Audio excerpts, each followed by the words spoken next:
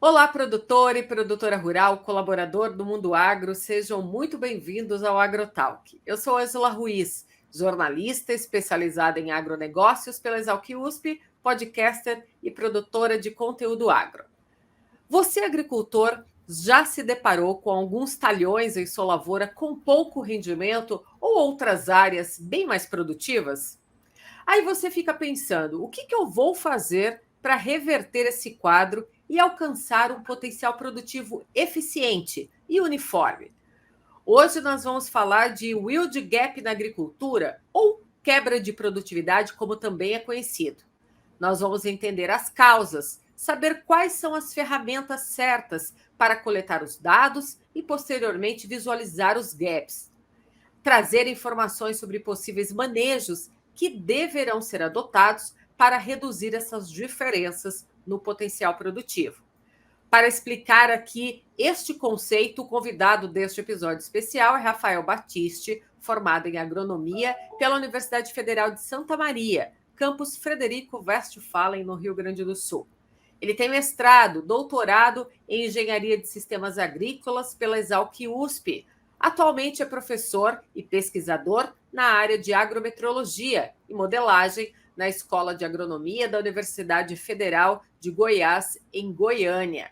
Rafael desenvolve também projetos de pesquisa na área de agrometeorologia e fitotecnia, com ênfase em modelos de simulação de produtividade. Estudou bastante o yield gap, a avaliação dessa produtividade na soja, nas condições climáticas atuais e futuras, avaliando características tolerantes ao déficit hídrico e manejos de cultivo para o Brasil. Atualmente também é um dos pesquisadores brasileiros atuante neste projeto global de yield gap. Vamos então receber o Rafael. Rafael, seja bem-vindo aqui ao AgroTalk. Olá, Angela. Muito obrigado pelo convite para estar falando um pouquinho sobre yield gap para os produtores e para todo mundo que acompanha o AgroTalk. É um prazer muito grande estar participando e espero poder contribuir um pouquinho para trazer um pouquinho mais de conhecimento nesse tema que é bastante difundido mundialmente e está ganhando bastante espaço aqui no Brasil. Bacana. Eu também quero falar ainda hoje sobre esse projeto global de yield gap, né, que se torna um atlas. Aí eu quero que você conte isso aí um pouquinho para a gente depois, mas antes vamos começar a contar aqui para os produtores rurais de onde que surgiu esse conceito de yield gap na agricultura. Perfeito, Ângela. Esse conceito ele é bastante antigo. Na década de 90, os pesquisadores lá dos Estados Unidos definiram isso na primeira publicação de 1997, onde eles buscaram definir esse conceito e trazer uma forma, uma metodologia de avaliação que a gente conseguisse explorar esse conceito e aplicar ele na agricultura. Então, ele vem com a evolução da agricultura, com a evolução dos conceitos, principalmente de modelagem, que a gente conseguiu avançar nesse tema.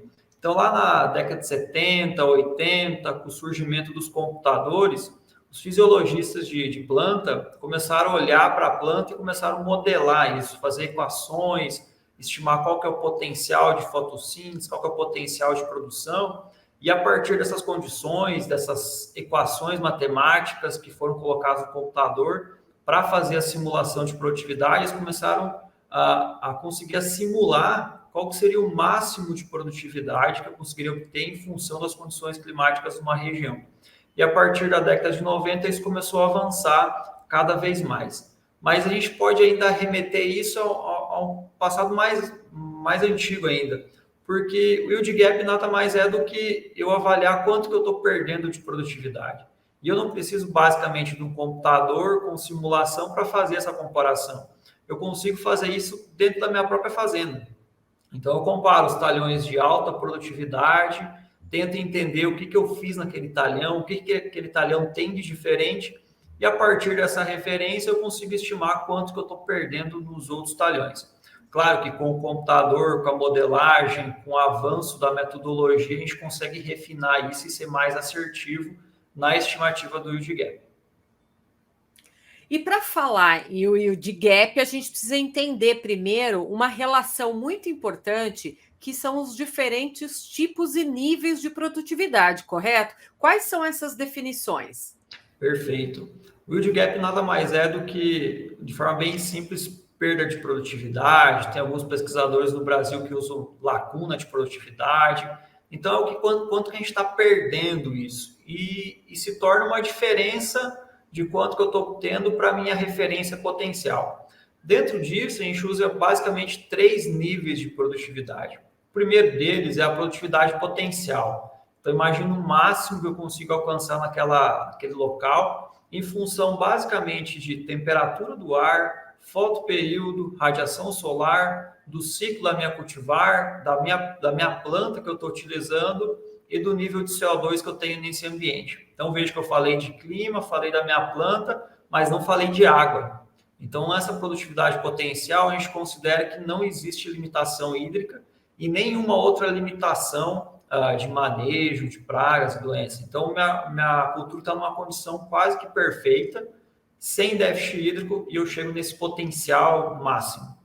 Mas a gente sabe que no Brasil, boa parte dos cultivos agrícolas, eles não ocorrem em condições de irrigação, são sequeiros, então depende da chuva. Então, além desses fatores, a gente inclui o fator chuva, que vai definir a disponibilidade hídrica para a minha planta, e a partir disso eu chego num outro nível de produtividade, que é a produtividade atingível. É um valor que eu consigo atingir em função de temperatura do ar, fotoperíodo, radiação solar, CO2 da minha cultura, incluindo as perdas por déficit hídrico. Então, eu tenho outro nível, produtividade atingível, a produtividade que eu consigo obter nas condições de sequeiro sem limitação. Então, já tenho 2 níveis. Se eu fizer a diferença da potencial com atingível, eu já tenho quanto que eu estou perdendo por déficit hídrico. Essa é a minha perda por déficit hídrico.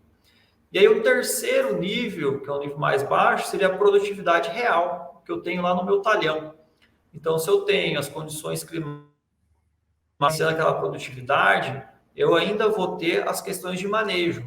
Então, perfil de solo, parte química, física e biológica do meu solo, controle de pragas e doenças, todos os fatores de manejo, qualidade de plantio, tudo que está influenciando a minha produtividade em relação ao manejo, vão entrar nesse nível de produtividade real. A partir daí eu faço outra diferença. Tangível, menos a produtividade real, eu vou ter quanto que eu estou perdendo por manejo. Então, tem esses 3 níveis de produtividade com esses 2 pontos de perda de produtividade, por déficit hídrico e por manejo. Quando a gente vai para um cenário que existe irrigação, aí eu posso incluir a irrigação como uma entrada de água, e aí eu posso ter outros níveis, que aí depende do meu manejo de irrigação, mas eles vão estar acima da produtividade atingível. Eu vou diminuir um pouquinho da perda por déficit hídrico dentro do meu ambiente. E aí eu gero outros níveis de yield gap dentro do meu sistema. Sim. Então, para a gente resumir o que você falou até aqui, de fatores, né, do yield gap, a gente tem essa produtividade potencial, que entra dentro dos fatores, então, determinantes. Aí a gente pode incluir radiação solar, temperatura, fotoperíodo, população de plantas, a espécie a cultivar, certo? Isso, perfeito. Esses são os fatores determinantes que vão determinar meu potencial produtivo dentro do meu ambiente. Quando a gente fala de produtividade irrigada, ótima ou média, a gente vem para os fatores limitantes e redutores. Seria o manejo agrícola e o manejo da irrigação. Exatamente. Então, esse foi um trabalho que a gente fez junto com o professor Centelhas, que a gente abriu um pouquinho mais os níveis de produtividade. Então, quando eu estou no potencial, eu vou reduzir ela para o atingível, mas nesse meio eu vou ter as áreas irrigadas. Então, depende muito do meu manejo de irrigação. Então, eu vou ter meus fatores determinantes e vou ter meus fatores de manejo de irrigação influenciando isso. Porque muitas áreas a gente tem uma irrigação com déficit. Eu não supro 100% da demanda da cultura para chegar na produtividade potencial, porque ela não é viavelmente econômica. Então, eu aplico um pouquinho ou boa parte da demanda hídrica da cultura, mas eu não chego nesse máximo. Então, se a minha irrigação é muito boa, quase perfeita, eu vou chegar muito próximo do potencial produtivo. Agora, se eu tenho uma limitação de manejo de irrigação, seja por limitação de água no meu sistema, seja por qualidade de irrigação, seja por qualidade de equipamento, essa produtividade vai estar mais baixa. Então, eu consigo dividir isso entre um nível ótimo de irrigação com um nível limitante. E aí eu vou ter níveis diferentes de produtividade. Eu posso estimar quanto que eu estou deixando de perder com o uso da irrigação e quanto que eu estou perdendo ainda por déficit hídrico por não suprir 100% dessa demanda. E a partir dessa relação custo-benefício, eu consigo definir para cada cultura, para cada ambiente, qual que seria a minha condição ideal de irrigação. Posso irrigar 100%, posso irrigar só no período vegetativo, só no período reprodutivo, ou níveis mais baixos da demanda total de irrigação. A gente pode até usar um exemplo, então. A gente pega um produtor rural que usa da irrigação para produzir aquele alimento e ele teve uma excelente produtividade porque ele controlou ali, com o auxílio da irrigação, o que ele precisava para compor esse manejo agrícola e também dos fatores de umidade do solo necessário para aquela época que estava desenvolvendo a cultura. Agora, aquele produtor que está em diferente região do país, que sofreu com falta de chuva, por exemplo, por dias muito prolongados, aí esse produtor rural vai constatar entre algum talhão e outro baixa produtividade, certo? Exatamente. Então, com o uso da irrigação, eu consigo reduzir a perda por déficit hídrico. Agora, se eu tenho uma seca extrema, igual a gente teve no sul do Brasil nessa última safra, aí eu vou ter uma quebra muito grande de produtividade, porque eu não estou conseguindo reduzir as perdas, ou seja, o yield gap por déficit hídrico utilizando a irrigação. Mas aí tem um ponto bastante interessante, que se a gente pegar os campeões do Comitê Estratégico Soja Brasil, até hoje a gente nunca teve um campeão nacional de produtividade de soja na condição irrigada. Então, os campeões sempre são de sequeiros, de condição de sequeiro. Aí o pessoal pergunta, o que está acontecendo? O que está acontecendo é que esse campeão de sequeiro está numa condição climática muito boa, ou seja, as chuvas são frequentes, em volumes bons, que supre quase toda a demanda da cultura. Já esse produtor com irrigação, ele já está num ambiente que existe uma limitação por déficit hídrico, ele implementou a irrigação para reduzir essas perdas, só que dadas as condições econômicas de manejo, e depende muito da disponibilidade de água e custo de energia para fazer irrigação, sim, ele não utiliza 100% da demanda da irrigação necessária. Utiliza uma parte disso porque ele está num ponto de melhor retorno econômico. Então, mesmo as áreas irrigadas, elas não suprem 100% da demanda por causa da questão econômica. Então, a gente vai ter um yield gap por déficit talvez maior, mas em termos econômicos a rentabilidade é maior também. E dentro desses tipos de produtividade, a gente também tem os fatores redutores, né? Para controlar praga, doenças, plantas daninhas, não é isso? Isso, então a gente sai lá dos fatores determinantes, temperatura, radiação, vem para os limitantes, que é a questão de água e de nutrientes. Alguns pesquisadores entram com a parte de nutrientes como fator limitante para chegar na produtividade atingível. E por último, a gente tem os fatores redutores, que aí entra todos os manejos. Então, a qualidade do perfil do solo, compactação, alumínio, cálcio, todos os fatores de solo, a própria fixação biológica de nitrogênio na soja é muito importante.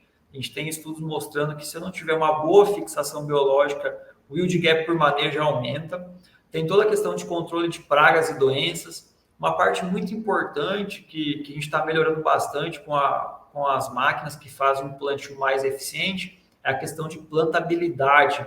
É como é que eu distribuo minhas sementes no solo, como é que eu potencializo essas sementes germinar e ocupar bem esse espaço. Porque eu preciso ter as plantas bem distribuídas para conseguir fechar o solo. Então, fecha a entrelinha, protege o solo da radiação, em vez daquela radiação solar estar evaporando a água do solo, o que não é interessante. A planta está salvando essa água no solo, está interceptando radiação para fazer mais fotossíntese, então eu consigo explorar melhor o meu ambiente. Com isso, eu diminuo planta daninha. Então, todo o meu sistema vai melhorando com essa melhor distribuição de plantas. A gente viu que um dos principais fatores para altas produtividades é a questão de distribuição de planta. Eu preciso ter minhas plantas bem distribuídas para explorar solo e explorar a radiação solar do meu ambiente. Então, aí a gente vem com todos os fatores limitantes.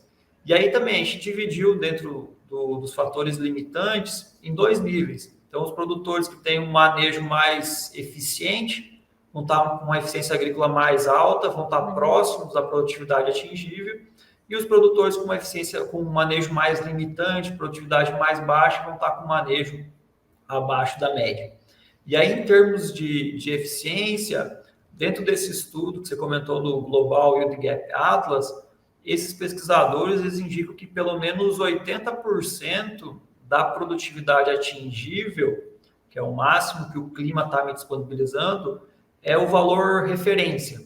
Então, acima disso, eu já entraria num retorno que me daria um custo maior do que o retorno de produtividade, e abaixo disso eu também estou com uma eficiência mais baixa, ou seja, estou perdendo produtividade e estou perdendo dinheiro também.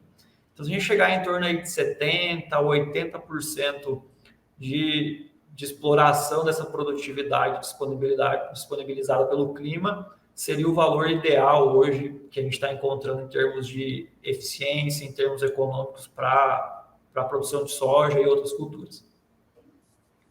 Ô, Rafael, quais práticas de manejos ela podem aumentar essa produtividade real?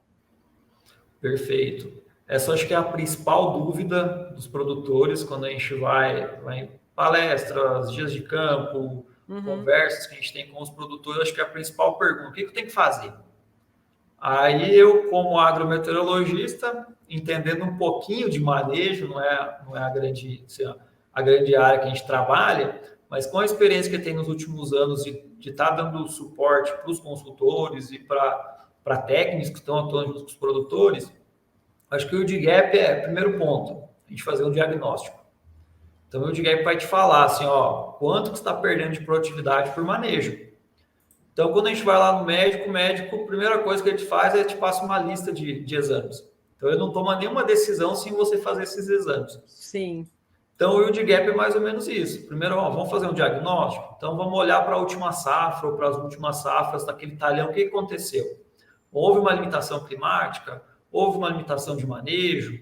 E aí, a gente já tem técnicas que a gente consegue abrir o gap. Então, por exemplo, hoje, com análise de compactação de solo, a gente consegue fazer uma estimativa de quanta produtividade o produtor está perdendo em cada talhão por causa da compactação de solo.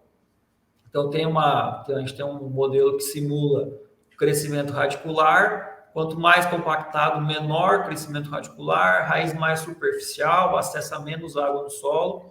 Isso limita a produtividade. Então, a partir dessas análises, a gente consegue determinar, por causa da compactação, quanto de produtividade o produtor está perdendo.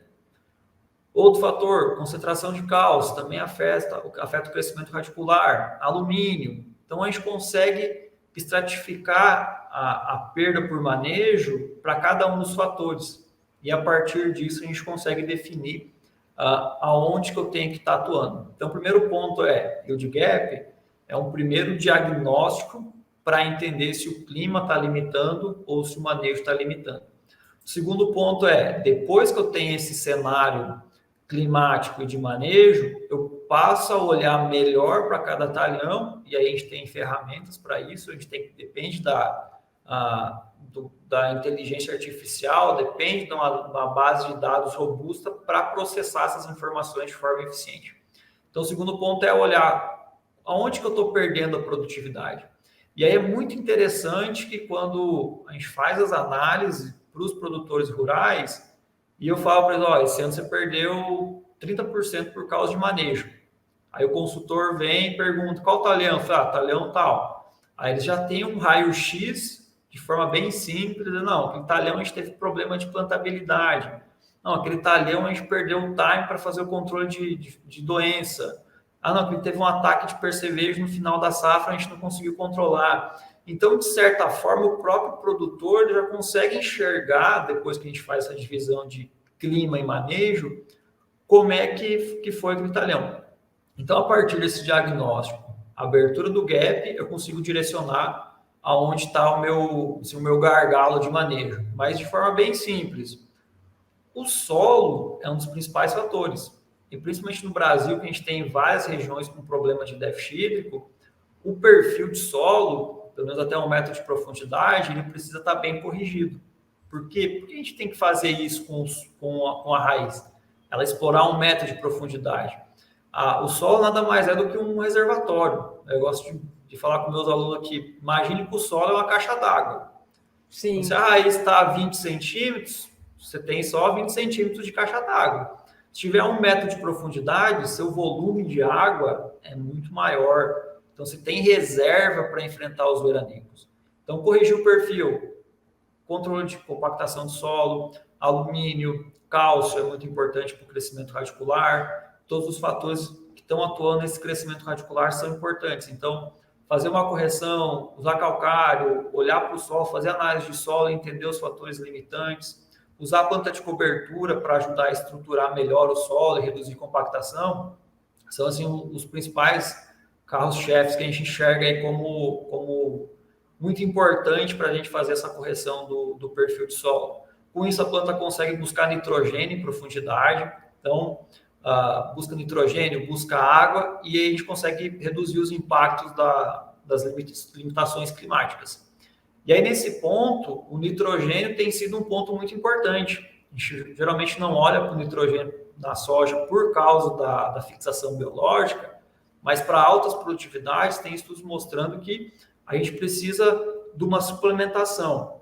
Mas deixar bem claro, não é aplicar nitrogênio na soja. Quando eu aplico nitrogênio mineral na soja, ela deixa de fixar e eu vou perder produtividade. Agora, é olhar para o meu sistema, potencializar essa raiz para crescer em profundidade, para buscar o nitrogênio que está lá, 1 metro e meio de profundidade. Olhar para o meu sistema de produção, fazer uma boa adubação no milho safrinha com nitrogênio, ou usar a planta de cobertura que fixa o nitrogênio, eu vou melhorar o meu sistema.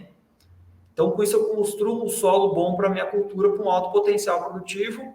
Consequentemente, ele consegue enfrentar melhor os problemas de nível climático. Eu posso olhar para a minha planta também. Então, minha planta tem cultivares, N cultivares, que precisam ser testadas e avaliadas para cada região.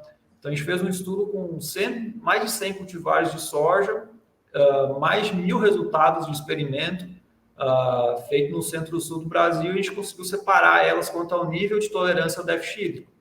E aí foi muito interessante que os produtores perguntavam assim, qual que é a mais resistente? Aí a gente fala, não, essas cultivares são as mais resistentes a déficit hídrico. Aí eu fazia uma pergunta para eles, mas onde que você está? Qual que é a sua condição ambiental?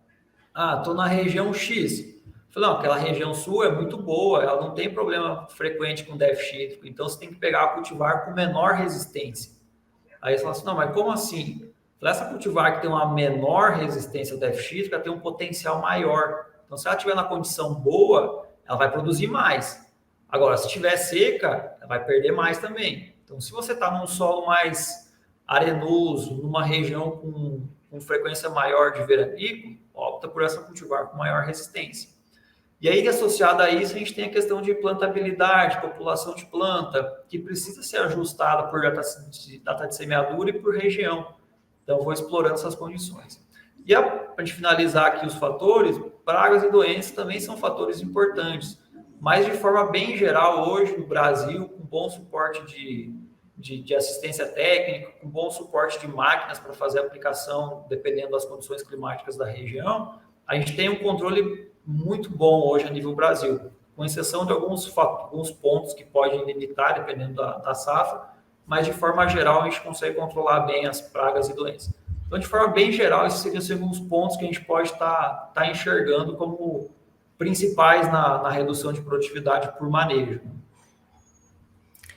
É legal também a gente falar, você comentou aqui, sobre os tipos de solo, né, de cada região brasileira, a textura desse solo, o teor que tem de matéria orgânica, né, a capacidade desse solo de reter água, são características importantes que a gente começa a perceber que fazem parte daquele ambiente onde vai ser cultivado, e ele traz aí, dependendo, é claro, do tipo, alta, média ou baixa produtividade. Aí o produtor rural, ele precisa ficar atento também à quantidade de corretivo. Você falou aqui de cálcio, você falou dos nutrientes e também dos fertilizantes, né?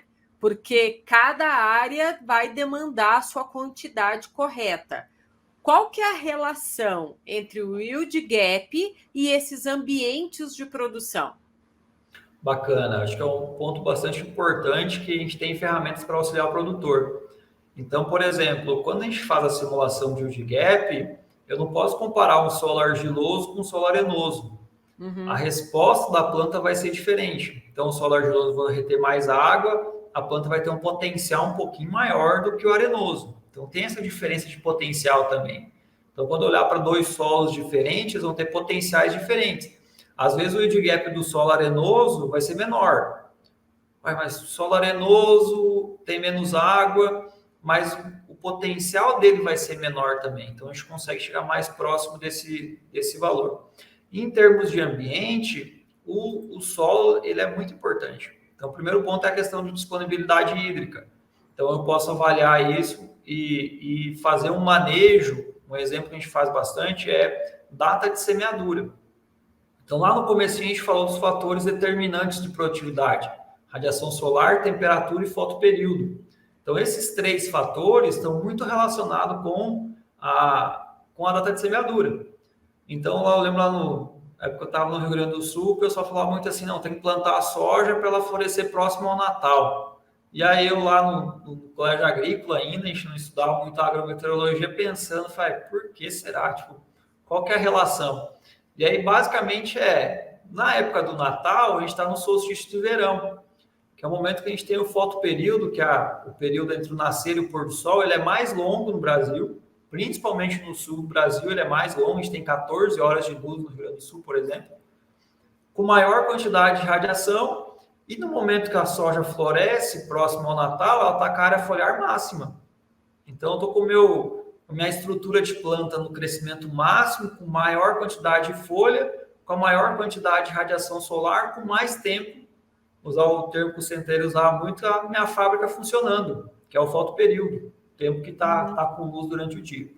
Então, a data de semeadura, ela precisa estar ligada com o solo, porque esse fator, associado com a disponibilidade hídrica, eu posso fazer um manejo na minha região de colocar, por exemplo, um plantio iniciando do solo argiloso para o arenoso, ou do arenoso para o argiloso, ou usar uma cultivar de ciclo mais longo no arenoso, mais precoce no argiloso. Então, posso fazer um mix de manejo que vai potencializar minha produtividade e, consequentemente, eu vou reduzir a perda por manejo ou perda de potencial, levando ao yield gap.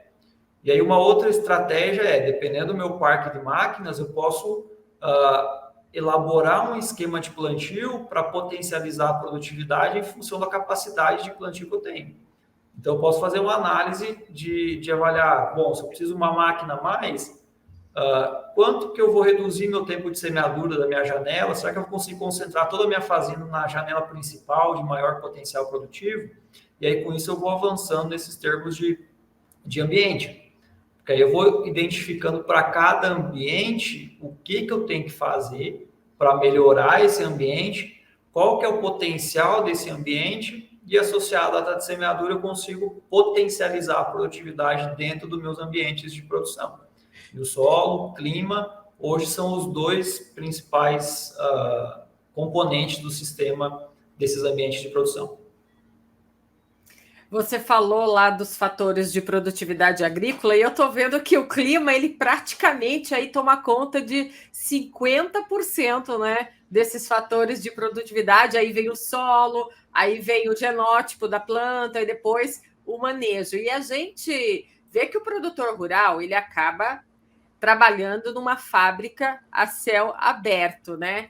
O papel do clima nessas diferentes produtividades ditam, então, a quebra, né, da produtividade no final das contas. O clima, eu gosto de falar assim, o clima você não deve se preocupar com ele. Assim, ele é muito importante, mas, de certa forma, não adianta eu ficar preocupado com o clima e ficar, espero que chova nessa safra, Sim. Então, isso a gente não consegue mudar ainda, de certa forma. A gente tem mudança climática, mas a nível... Tem El Niño, tem Laninha. Mas a gente não controla isso. Eu acho que o grande ponto do clima vamos entender o clima da minha região. Sim. Isso Então, eu eu falo que é entendendo. muito importante, Rafael. É todo produtor entender um pouquinho como que o clima funciona na região dele, né? Aquele microclima.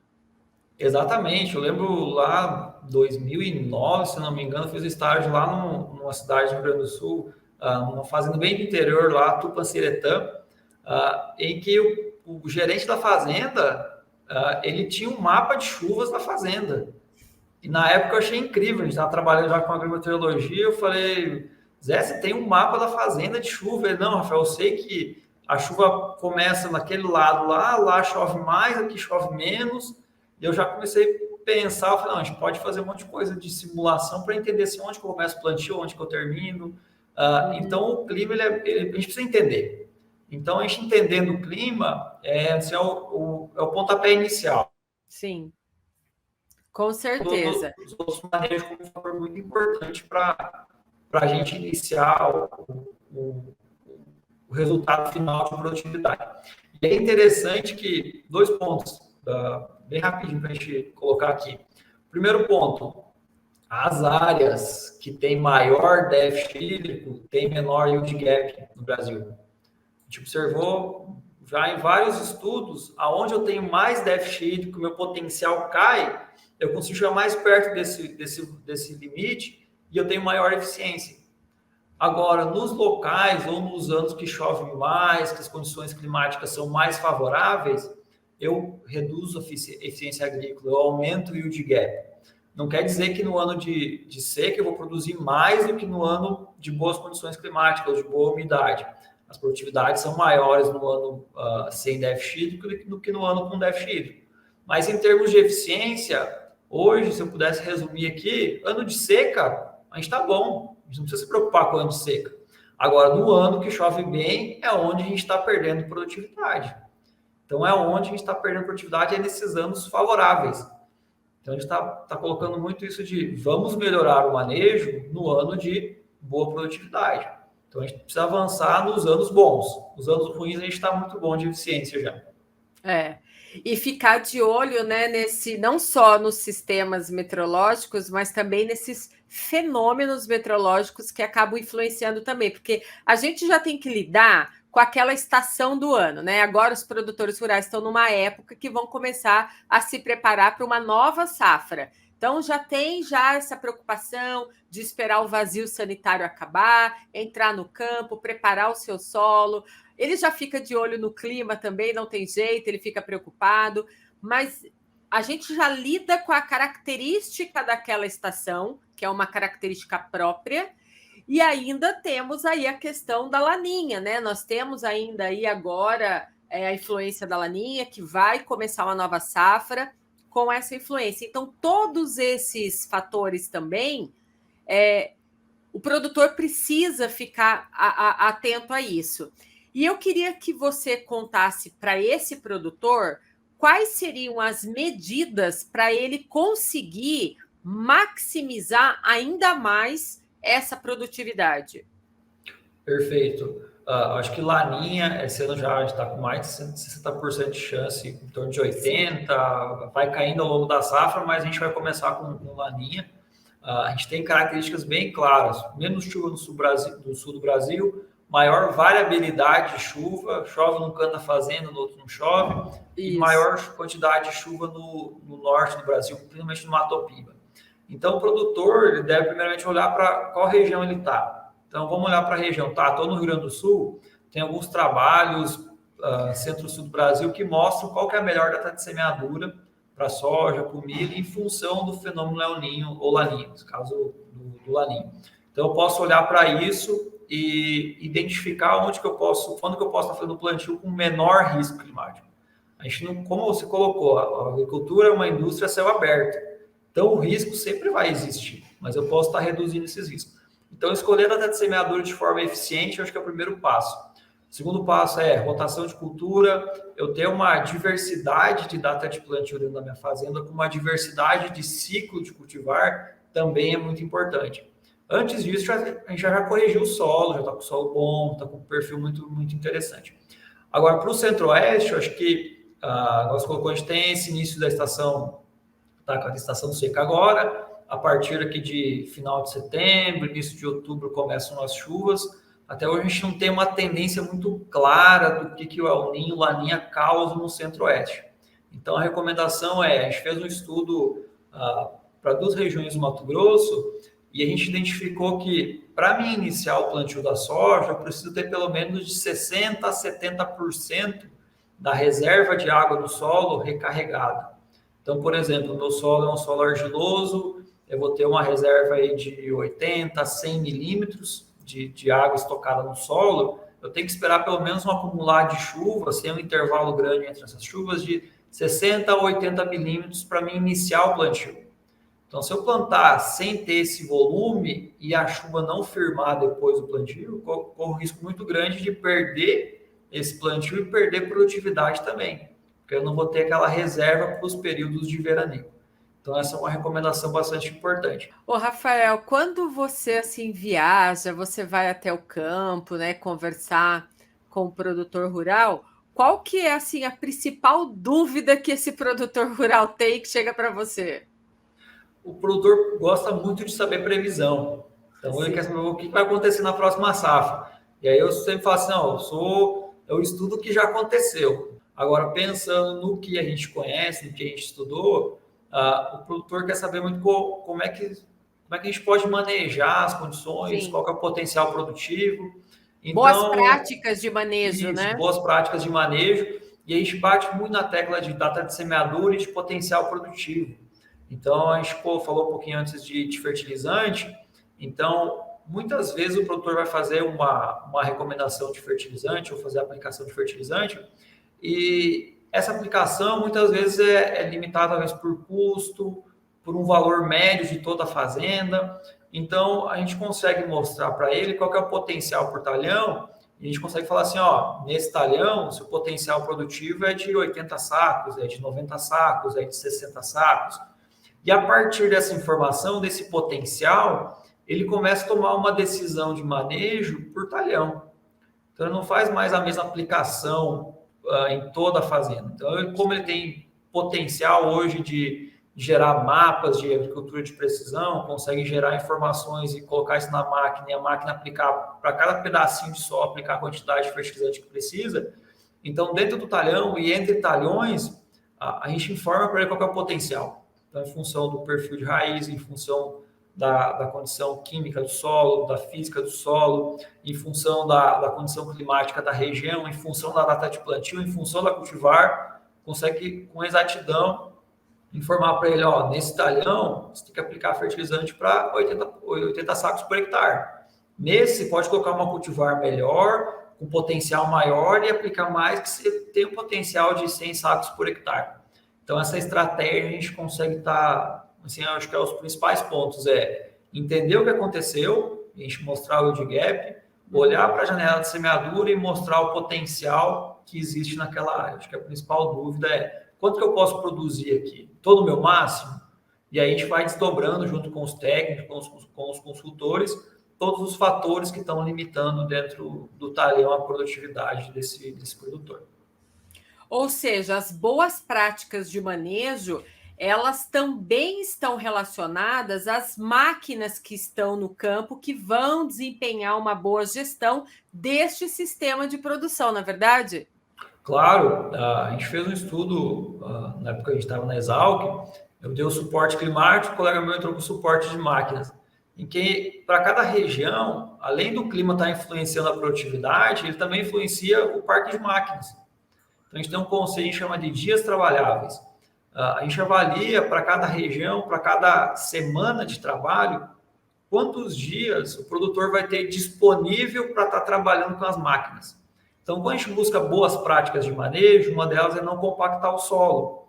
Então, eu preciso ter um conteúdo de água no solo, numa faixa ideal, para eu conseguir entrar com o trator para fazer uma pulverização, ou entrar com a colhedeira. Então, eu preciso ter uma condição ideal de água no solo, uma faixa que a gente utiliza, para não compactar o solo ou para não ter problemas.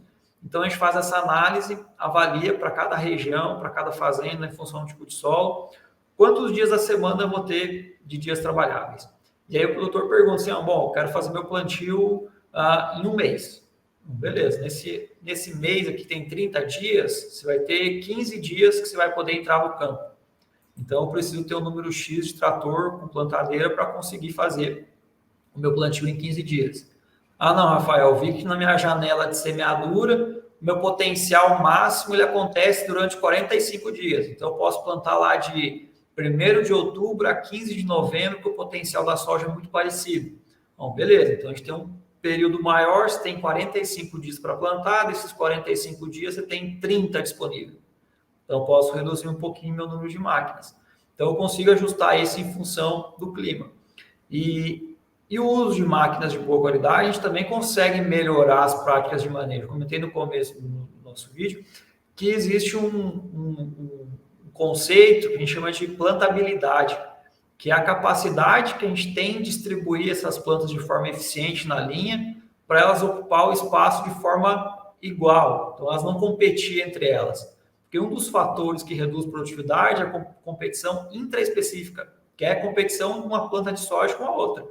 Então, se elas estiverem ocupando o mesmo espaço, as duas vão competir, uma vai ter que gastar mais energia para se sobrepor àquela outra não vai conseguir produzir porque ela está sombreada, então vou perder produtividade daquela que não virou uma planta grande, com bastante vagem, e vou perder produtividade dessa outra porque ela teve que mudar a estrutura dela para competir com essa planta. Então, a plantabilidade depende dessa qualidade de conteúdo de água que eu estou entrando na lavoura, depende da regulagem, depende da qualidade das máquinas para fazer o plantio. E olhando aqui para o plantio, durante o ciclo, as máquinas entram no controle de pragas e doenças. Então, a gente tem várias pragas e doenças que acabam atacando e a gente precisa estar controlando isso. E muitas vezes, como a gente está no período chuvoso, os dias trabalháveis que eu tenho para uma máquina entrar fazer o controle de praga e doença, ele é limitado. Então, eu preciso ter um suporte bom de máquinas para conseguir entrar. Vou ter lá numa semana, vou ter 2, 3 dias que eu consigo entrar com a máquina. Então, a máquina tem que ter capacidade, tem que ter eficiência para conseguir fazer aquela pulverização de forma eficiente. E na colheita também. Então, a gente tem aí perdas bastante grandes no momento da colheita. Então, a gente está perdendo aí, tem estimativas aí de 1 a 5 sacos, em média, de perda de produtividade. Então, a gente está perdendo uma quantidade muito importante de produtividade, o yield gap por colheita, por causa dessa perda por máquina.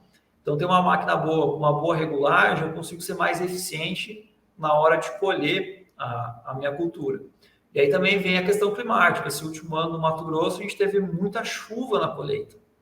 Então, a perda de grão por causa da chuva, a máquina não conseguia entrar no campo, o legume da soja acaba abrindo, esse grão começa a cair ou começa a iniciar o processo de germinação na lavoura ainda, eu perco qualidade, que é muito importante. As trades estão olhando muito para o conteúdo de proteína e óleo no grão da soja. Então, estou gerando um yield gap de produtividade e um yield gap de qualidade de grão. Isso também vai ser muito importante nos próximos anos aí para a comercialização.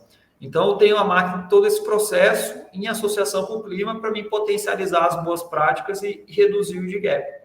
Então, a gente tem alguns estudos mostrando que quanto melhor o parque tecnológico, melhor as máquinas, melhor o operador, menor o yield gap que está acontecendo no campo ou associado à perda de produtividade. Então, é um fator bastante importante em associação com o clima. Muito bacana. E você falou aqui de plantabilidade, e aqui dentro do podcast Agrotal, que a gente já fez um episódio inteiro falando de plantabilidade 4.0, e eu convido você, produtor rural, que está aqui nesse episódio agora, a conferir também esse episódio, onde a gente fala só de plantabilidade, já que ele tem uma grande importância, né, Rafael, diante do que a gente está falando aqui. A gente já está caminhando para o final desse podcast, mas eu não posso deixar de te perguntar, porque eu sei que você está atuando, né, um dos pesquisadores brasileiros atuantes no projeto global Yield Gap Atlas.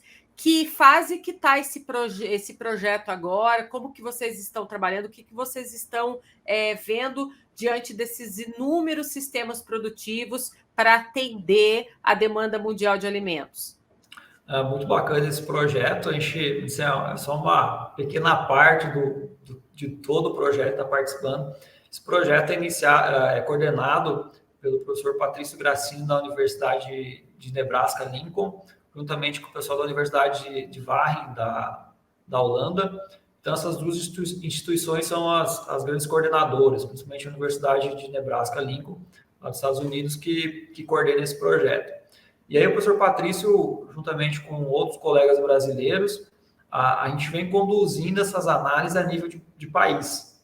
Então, hoje aqui no Brasil, a gente tem, junto ao professor Alencar Zanon, da Universidade Federal de Santa Maria, tem o professor Fábio Marim, da Exalc, entre outros pesquisadores da Embrapa, também atuando bastante com essa iniciativa. E, basicamente, o objetivo desse projeto está muito vinculado à sustentabilidade e à produção de alimento. Então, é olhar para vários ambientes e a gente entender se vai ter potencial, se a gente tem potencial de alcançar a necessidade de produção de alimento no futuro. Então, esse projeto ele acontece a nível global, com a mesma metodologia. Então, a metodologia que a gente está usando para estudo no Brasil é utilizada nos Estados Unidos, é utilizada na Índia, é utilizada na Ásia. Então, a gente tem atuado aqui no Brasil, eu contribuo bastante com a parte de modelagem na cultura da soja, mas hoje, a nível de Brasil, a gente conseguiu estimar para as regiões produtoras qual que é o yield gap para soja, milho, cana-de-açúcar, arroz de sequeiro e arroz irrigado. São as principais culturas. Esses dados são públicos, eles estão publicados no site yieldgap.org. Então, é só acessar esse site, tem todas as informações lá. E aí você consegue também ver para várias regiões do mundo. Então, os principais produtores de soja. Então, a gente tem hoje para o Brasil, tem para a Argentina. O pessoal está avançando no Paraguai com a colaboração dos pesquisadores brasileiros. A gente vai fazer a estimativa do yield gap para soja no Paraguai também. E vários outros países do mundo inteiro, pegando os principais polos produtivos. E é interessante que a gente observou que o principal país hoje que tem o maior potencial de aumento de produtividade é o Brasil. Então, para a soja, a gente viu que os Estados Unidos está muito próximo do máximo deles, a Argentina também, e o Brasil que tem o maior gap aí de manejo, com maior potencial de estimar, de aumentar a produtividade de soja, com a melhoria das boas práticas.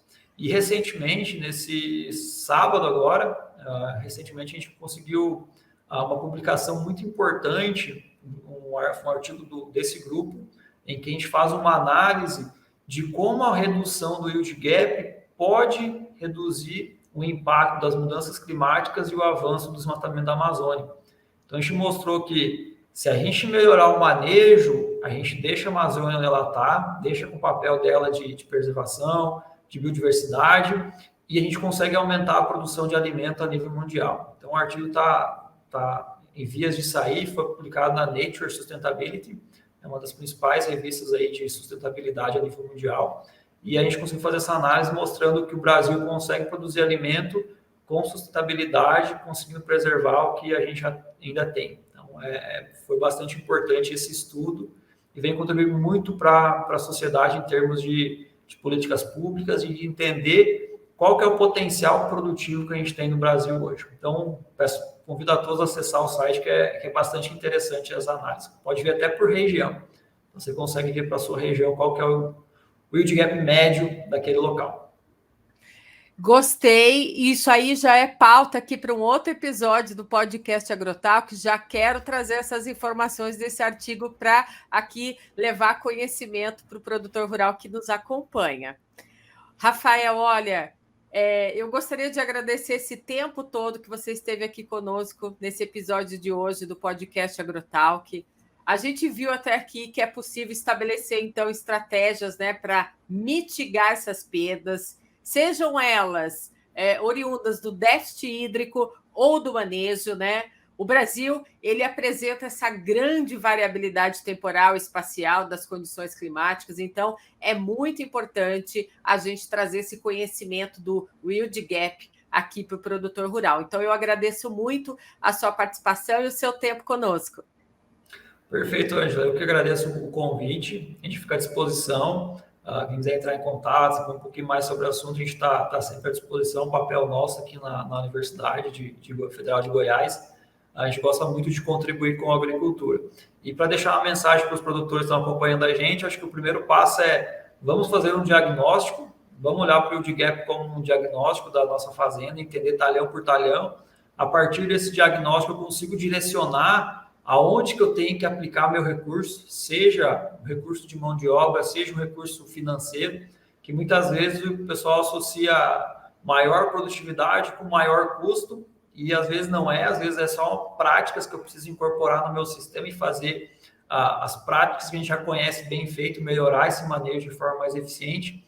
Então, olhando para isso, a gente faz o diagnóstico, direciona para onde que a gente tem que estar atuando, e com certeza a gente precisa olhar para o clima como um fator muito importante para a tomada de todas as outras decisões dentro do sistema produtivo.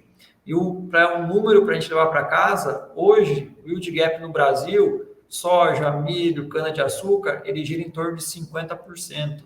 Ou seja, a gente está perdendo 50% do potencial que a gente tem em função do clima, já isolando o fator clima, está perdendo 50% da produtividade por causa de manejo. E a gente tem referências boas de altas produtividades, então a gente tem muito potencial a ser explorado e se tornar referência a nível mundial na produção de alimentos. Com então, certeza. Obrigado. O agro é esse segmento que não para de crescer aqui no Brasil e tem muita coisa ainda para acontecer. Rafael, muitíssimo obrigado. Estamos aqui de portas abertas para te receber, sempre trazendo para a gente mais conhecimento, viu? Até a próxima. Até, estamos à disposição. Tchau, tchau. Tchau.